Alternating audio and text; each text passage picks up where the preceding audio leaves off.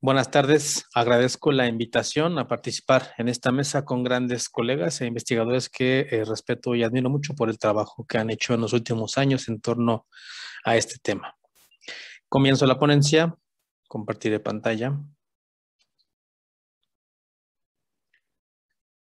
Cuando tenemos entre nuestras manos un libro antiguo con al menos 300 años de existencia, no siempre notamos la cantidad de evidencias históricas con las que cuenta. La mayoría de las veces el contenido nos puede parecer ajeno, ya que casi todos están en latín, la lengua franca que permitía la circulación del conocimiento en los ámbitos letrados. No obstante, más allá del contenido textual, todos ellos acusan evidencias históricas propias de los siglos en los que han estado en distintas manos y repositorios. La mayoría de los elementos de pertenencia o indicios de posesión previa no son evidentes en un principio. Es necesario realizar una inspección física detallada en donde se deben considerar algunas cuestiones que los especialistas en bibliografía deben ponderar. Las marcas manuscritas, el origen geográfico del libro, el orden correcto de las páginas y cuadernillos, la encuadernación histórica, la revisión tipo bibliográfica, la encuadernación, las marcas de fuego y la mención en otros catálogos, entre otras, representan pistas que un historiador debe tomar en cuenta para establecer el origen del libro que tiene en las manos y conocer su biografía. La biografía de un libro, diría Robert Danton. Es decir, debe explicar el proceso histórico que hay detrás y develar las razones de dicho fenómeno. Esta ponencia tiene como propósito proponer una metodología de deconstrucción bibliográfica en relación con los libros antiguos para establecer sus posibles procedencias y contribuir a una mejor comprensión de la dispersión de las bibliotecas y las colecciones privadas. Estoy consciente de la complejidad y autoría heideggeriana y posteriormente derridayana del término deconstrucción. Sin duda representa una de las aportaciones más significativas a la filosofía y su influencia en otras disciplinas humanistas en los últimos tiempos. No obstante, mi intervención es mucho menos ambiciosa y compleja, ya que utilizaré únicamente el sentido nominal del concepto para adaptarlo a un procedimiento bibliográfico con fines de identificación y comprensión del fenómeno de la dispersión. Lamento decepcionar a los seguidores de Derrida, una disculpa por ello. El significado que quisiera recuperar proviene del sentido opuesto a construir, ya que un libro producido entre los siglos XVI y XIX es el resultado de un procedimiento artesanal complejo que con el paso de los siglos acumula elementos que lo convierten en un auténtico archivo por sí solo. Las evidencias están ahí, solo hay que saber e intentar leerlas. Para tener una idea de lo que propongo, pensemos por un momento en una máquina del tiempo que posibilite un proceso de rebobinado de los acontecimientos de la vida de un libro. De esta forma podremos conocer quién fue el último lector que imprimió un elemento de marginalia o si algún bibliotecario imprimió un sello seco en las páginas para establecer la pertenencia. Quizá ha sido encuadernado varias veces a lo largo de su existencia y fue transportado de Europa a México en rama o unido con otros volúmenes para generar un volumen facticio. Otros libros mostrarían una marca de fuego que alguna corporación novohispana o el ex libris artístico de algún bibliófilo del siglo XX. En fin, es claro que esta hipotética máquina del tiempo nunca existirá, pero sí podría ser sustituida por un profundo análisis material que destaque los elementos que ya he mencionado. Se trataría así de un proceso que descompondría todos los elementos materiales del libro por separado para obtener información histórica. Un proceso, pues, de deconstrucción bibliográfica. Para ejemplificar dicho proceso, analizaré únicamente 2 ejemplares por la premura del tiempo que permitirán advertir los elementos más importantes a destacar en esta propuesta de deconstrucción bibliográfica. Así, intentaré someter estos libros a dicha máquina del tiempo en retrospectiva para conocer más no solo de los ejemplares, sino de la historia que hay detrás de cada uno de ellos, los avatares por los que ha atravesado. Si aplicamos esta propuesta metodológica a varios libros específicos, podríamos establecer las bases para una mejor comprensión de la dispersión bibliográfica como un fenómeno inherente a la existencia propia del libro. Antes de ello, conviene detenerse brevemente en lo que se entiende por dispersión bibliográfica. Entiendo la dispersión bibliográfica en dos grandes niveles. En un nivel macro, donde podemos rastrear la compra de determinados ejemplares o colecciones completas que cambiaron de poseedor o incluso de edificio o estantería. Otro nivel es el micro, en donde cada ejemplar resguardado representa una beta de estudio en el sentido en que se puede rastrear en retrospectiva el camino que ha seguido dicho ejemplar, desde su impresión hasta su resguardo actual, esta deconstrucción bibliográfica. Ambos niveles pueden estudiarse ya sea por separado o en conjunto. Podemos acercarnos, por decir, a un ejemplar en el análisis de la colección, por ejemplo, de la biblioteca Sutro, o quizá de la biblioteca Bodleiana en Oxford, y lograríamos comprender en un nivel general los procedimientos de compras y adquisiciones a través de libreros, subastas o donaciones. Es decir, la colección en su conjunto puede explicarse mediante los procedimientos de cada institución a lo largo de la existencia de dicha biblioteca. De igual forma, es posible plantear el estudio de determinados ejemplares dentro de estas grandes colecciones y a través de estudios de caso, establecer la procedencia de algunos ejemplares, integrantes de la colección de forma fragmentaria. Recordemos, lo he dicho en varios espacios, cada ejemplar tiene una historia que contar. Esta dispersión también puede ser interna o externa, es decir, en el caso de la dispersión interna, las bibliotecas suelen crear arbitrariamente subcolecciones con distintos fines y desmembrar el orden que se tenía.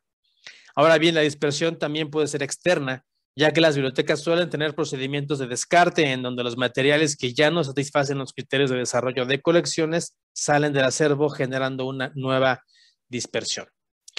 Entre la dispersión interna y externa también debemos contemplar la legal y la ilegal. Los ejemplos que he destacado pueden servir para entender una dispersión interna y externa, pero legal. Es decir, se trata de procedimientos que las propias autoridades de la institución han tomado para beneficio de sus colecciones. Sin embargo, la dispersión ilegal está relacionada con otro de los fenómenos más complejos de estudiar, el saqueo. Esta es una realidad dolorosa que debemos empezar a estudiar con seriedad, ya que, como hemos visto, la dispersión puede ser de varios tipos, pero cuando el elemento ilegal interviene, las razones implicadas se vuelven más complejas. Como ejemplos paradigmáticos en donde se puede encontrar tanto la vertiente macro y micro, legal e ilegal, puedo mencionar la compra que hizo, por ejemplo, Adolf Sutro en 1889 de toda la colección de la librería Abadiano, descendientes de Luis Abadiano, quien a su vez era sobrino del impresor virreinal Alejandro Valdés. Esta compra incluía miles de impresos novohispanos, muchos de ellos del Colegio de Tlatelolco, documentos sobre la imprenta en México, manuscritos de la independencia y más de 35,000 panfletos impresos en México durante la primera mitad del siglo XIX. Por su parte, en 1896, John Carter Brown compró a Nicolás León toda la colección que le había ofrecido por medio de telegramas. León había ofrecido a Brown algunos de los impresos novohispanos más relevantes del siglo XVI, lo que posicionó a su biblioteca, la John Carter Brown, hasta hoy en día como una de las más relevantes colecciones sobre impresos tempranos en la Nueva España y en América. En los siguientes minutos me dedicaré solo al estudio de la dispersión micro, tanto legal como ilegal, externa e interna, a través de esta propuesta de deconstrucción bibliográfica. Es decir, esta propuesta de estudio, si bien puede interactuar entre los niveles macro y micro, primero debe aplicarse a un solo libro y posteriormente a otro, hasta obtener elementos para ofrecer una explicación que nos permita entender el proceso de dispersión de las colecciones en este circuito que acabo de mostrar, que en otro espacio ya he expuesto y que trabajaré con mayor profundidad en los próximos meses. Este circuito es interminable, un libro entra en el circuito y sale, y solamente su destrucción hace que salga de este circuito de dispersión. Para entrar de lleno y aplicar este método que estoy presentando, les presento este ejemplar. Se trata de La Rosa de Alejandría, entre flores de humanas y divinas letras, y bueno, el nombre es un poco más largo. Es un impreso novohispano de 1672 de la oficina de Francisco Rodríguez Rupercio, cuyo autor es Pedro de la Vega, ostentado por la biblioteca Nettie Benson en Austin, Texas. Lo primero que debemos desglosar es la institución poseedora, y de esta forma sabremos que la Universidad de Texas tiene una de las colecciones más importantes sobre historia de México en todo el mundo. Este acervo comenzó a nutrirse por medio de una visita que hizo Charles Hackett, acompañado por 2 miembros de la mesa directiva de la Universidad de Texas a nuestro país durante la toma de posesión de Álvaro Obregón. En su estancia notaron que estaba a la venta en una librería de la calle Madero una primera edición de la historia verdadera de la conquista de la Nueva España de Bernal Díaz del Castillo.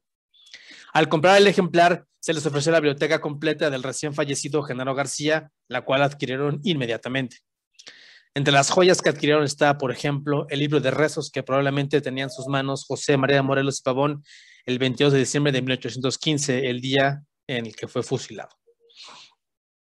Al conocer esto, el siguiente elemento que sale a la vista del ejemplar de la Rosa de Alejandría es que incluye un ex libris que dice Library of the University of Texas de Genaro García Collection.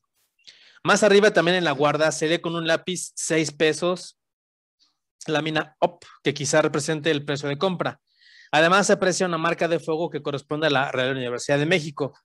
La cosa comienza a tomar forma en cuanto a la deconstrucción bibliográfica y el libro ya da pistas claras sobre su dispersión y antiguos poseedores. El título, no es tan raro de encontrar en repositorios. Por ejemplo, la Biblioteca Nacional de México cuenta con 4 ejemplares con marcas de procedencia de distintas corporaciones, como el Convento de la Merced, el Convento de Santa Ana de Coyoacán y el Colegio de Carmelitas Descalzos. En lo que respecta al ejemplar de la Biblioteca en Texas, además de la marca de fuego de la universidad, tiene inscripciones en la portada con la leyenda del Colegio de San Pedro y San Pablo, Compañía de Jesús, y abajo, aplicado al uso y aposento del Padre Prefecto que cuidare de la Purísima. Después de la portada hay un grabado y arriba simplemente dice Purísima, de la Purísima. En las hojas siguientes se repite la inscripción de la portada y es evidente que se trata de la misma mano. Más adelante hay notas de uso como el autor verdadero de este libro comprólo en Filipinas. Esto quiere decir que el ejemplar estuvo en Filipinas, probablemente el libro nos lo está diciendo, antes de llegar al colegio jesuita y que muy probablemente pasó a la universidad en la tanda de libros que llegaron de dicha institución, fue marcado con la impronta ígnea y quizás salió del acervo de la biblioteca antes de 1833, ya que este ejemplar no aparece en el inventario de 1833 de la universidad y no tiene el sello de la Nacional y Pontificia, lo que es común a estos libros que estaban en el momento en que se convierten en la Nacional y Pontificia. La encuadernación también da mucha información, ya que coincide con algunos de los libros de la biblioteca universitaria. De hecho, así lo pude localizar. Esto es más difícil de datar, pues hay evidencia documental de varios años en los que se mandó a encuadernar el acervo de la universidad hasta finales del siglo XVIII. Además, si se fijan, el lomo consigna la obra como Vida de Santa Catalina Mártir, lo que no coincide plenamente con el título del libro.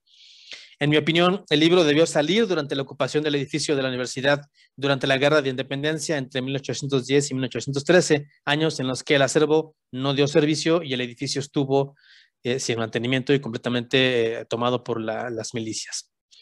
De esta forma, la deconstrucción bibliográfica, el rebobinado histórico, quedaría de la siguiente forma. La Universidad de Austin lo compró mediante el lote de los papeles de Genaro García, quien lo obtuvo probablemente cuando el ejemplar tenía ya varios años de haber salido del acervo de la universidad. Quizá otro poseedor lo tenía antes de él, pero no hay evidencia material. Como mencioné, sabemos que el ejemplar no estaba en la universidad en 1833, pero sí en 1783, que es la fecha en la que el bibliotecario Andonegui marcó con fuego los libros. Esto coloca la fecha de salida del ejemplar entre 1783 y 1833. Yo propondría 1810 o 13 con base en la encuadernación, pero bueno, esto ya es un instinto mío. La evidencia marca que es este rango el que acabo de mencionar. A su vez, la universidad obtuvo el ejemplar del Colegio de San Pedro y San Pablo, que seguramente lo obtuvo después de que un colegial lo había adquirido en Filipinas y lo donó al acervo jesuita.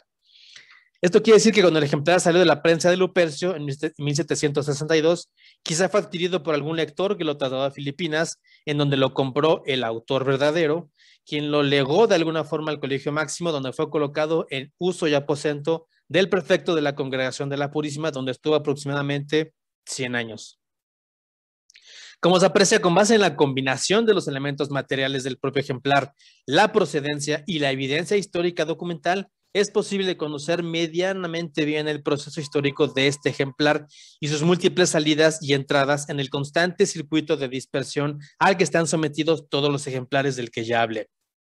Quizá la Biblioteca Tejana tenga más ejemplares de la universidad y me consta que tiene más de otros conventos novohispanos, como este de aquí, que es de algún convento carmelita.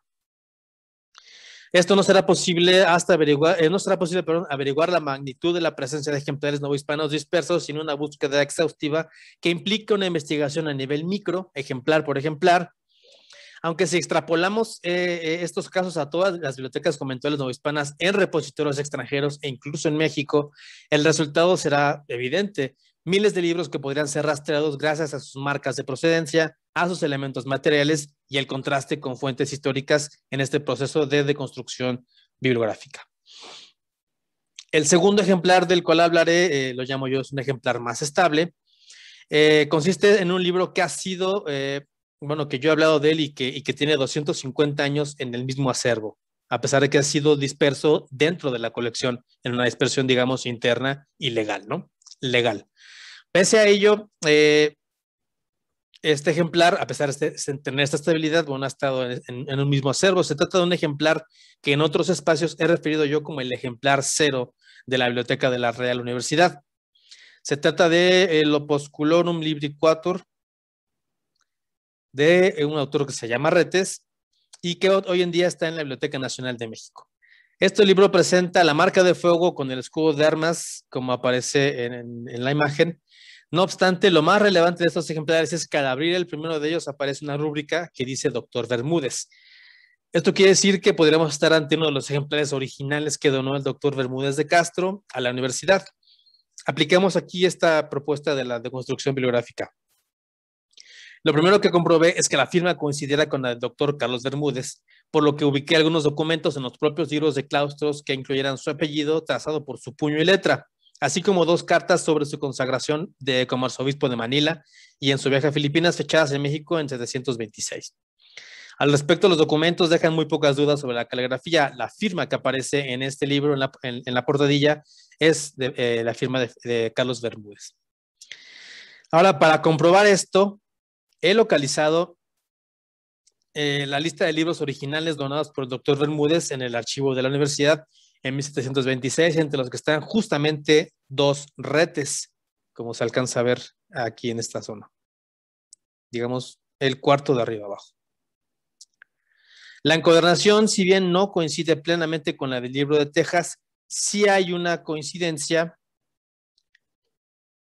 Ahí está el de retes. Sí hay una coincidencia en cuanto a otro cúmulo de libros que he podido estudiar en otras investigaciones. Esto me permitirá inferir que se mandaron a encuadernar en la misma tanda o por lo menos con el mismo encuadernador. Aquí hay más elementos que podría estudiar, pero por el tiempo que tengo no puedo ahondar en ese asunto. Ahora bien, con base en la propuesta de deconstrucción, se puede saber que el libro fue impreso en Salamanca en 1610 por Diego Cosío, cruzó el Atlántico en algún momento del siglo XVII y quizá fue adquirido por el doctor Bermúdez a principios del siglo XVIII como un segundo o hasta tercer poseedor. No hay evidencia de procedencia previa, pero las fechas hacen muy complicado pensar que Bermúdez fuera el primer poseedor mexicano de este libro.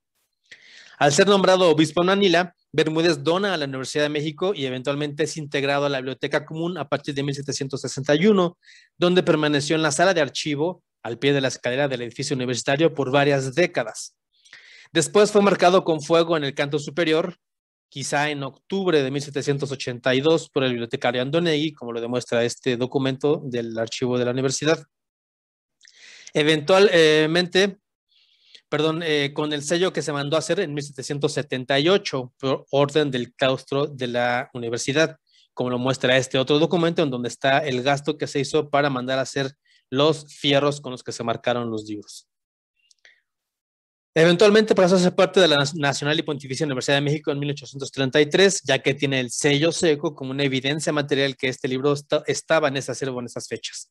Después formó parte de la Biblioteca Nacional en 1857, donde fue encajonado varias décadas, pues hay evidencia documental que indica que esta biblioteca, la de la universidad, estuvo perdida varios años, sellada como las sibilas. También esto se ha hablado en otros espacios. Y después recuperado para ser integrado a los estantes del edificio San Agustín. Ahí fue sellado por dicha institución y permaneció varias décadas en este lugar para después ser integrado en su nuevo edificio en 1991 en Ciudad Universitaria, debido a que en 1929 la Biblioteca Nacional pasó a ser administrada por la Universidad Nacional.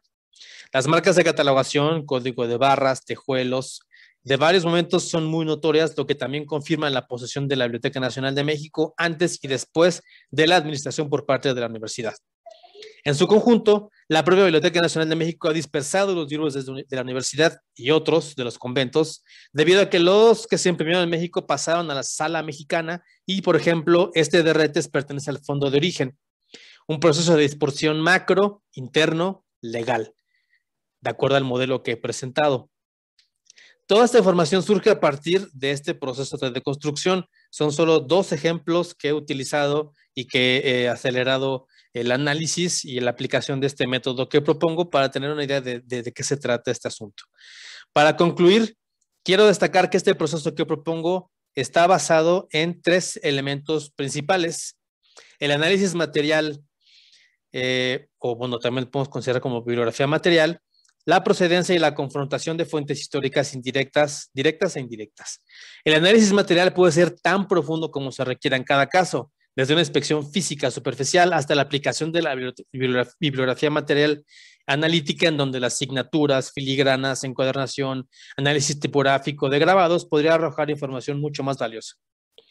La procedencia, método ya bien conocido y sumamente utilizado hoy en día, contemplará todas aquellas evidencias de posesión previa como ex libris, marcas manuscritas, marcas de fuego, tejuelos, sellos secos, marginalia, etc. Con estos datos se podría inferir entonces el posible camino que surgió de determinado ejemplar. Sin embargo, esto estará incompleto si no se contempla una profunda investigación histórica, tanto en fuentes bibliográficas como documentales. Aquí la labor del historiador es fundamental, ya que, como he destacado con estos 2 ejemplos, el contraste del análisis material, la procedencia y los documentos, en este caso universitarios, de la Real Universidad, permiten tener certeza sobre los rangos de años en donde algunos libros estuvieron hospedados y nos permite imaginar esta biografía del libro.